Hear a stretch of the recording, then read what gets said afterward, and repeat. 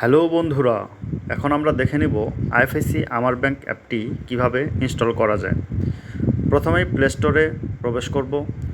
এরপর সার্চ বাটনে গিয়ে আইএফআইসি আমার ব্যাংক লিখব, লিখে সার্চ করে দেব।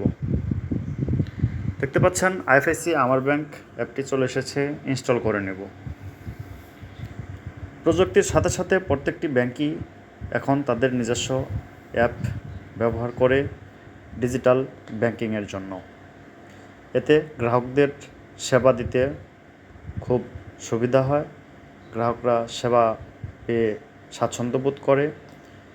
আইএফআইসি আমার ব্যাংক পূর্বের অ্যাপটি কাজ করে না, এখন নতুন করে নিয়ে এসেছে। ইনস্টল সম্পন্ন হয়েছে, এখন লোডিং হচ্ছে। লোডিং শেষ হয়ে যাওয়ার পর এরকম ওপেন বাটন আসার পরে ওপেনে প্রেস করে দিব। ওপেনে প্রেস করার পর অ্যালাউ বাটন অ্যালাউ দিয়ে দেব। অ্যালাউ দিয়ে দেওয়ার পর আমরা এখন ইউজার আইডি ইউজ করব। ইউজার আইডি আপনার একটা যে কোনো জিমেইল অ্যাড্রেস ইউজ করবেন, যে জিমেইলটা দিয়ে আপনার লেনদেনের ট্রানজ্যাকশানের SMS যায়, সেই জিমেইল আইডিটি এখানে ইউজ করবেন। জিমেইল আইডিটি দেওয়া শেষ হয়ে গেলে আপনি পাসওয়ার্ড দিয়ে দেবেন।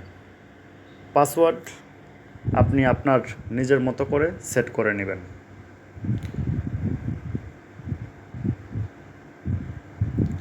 পাসওয়ার্ড দেওয়া শেষ হয়ে গেলে আপনি লগ ইন করে নেবেন। লগ ইন করার পর আপনার একটা SMS যাবে, ভেরিফিকেশন কোড আপনার মোবাইল নাম্বারে সিমে SMS যাবে। SMS যাওয়ার পরে আপনার সিমটি ফোনে থাকলে আপনার অটো অ্যাক্টিভেশন নিয়ে নেবে।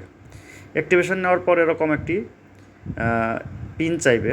আপনার পিন সেট করতে পারেন অথবা ফিঙ্গারপ্রিন্ট দিতে পারেন। আমি এখানে পিনটা দেব না, আমি পিন অপশনটি স্কিপ করে যাব। স্কিপ করে পরবর্তীতে দেখতে পাচ্ছেন ফিঙ্গার শো করেছে। আমি এখানে ইয়েস ক্লিক করে ফিঙ্গার দিয়ে দেব। আমি আমার ফিঙ্গারটি দিয়ে দিয়েছি। দেখতে পাচ্ছেন আমার অ্যাপটি অ্যাক্টিভেট হয়ে গেছে। আমি এখানে ক্রস চিহ্নে ক্লিক করে দেব। ক্লিক করার পরে এখন আমার অ্যাপটি ইনস্টলেশন সম্পন্ন হয়েছে।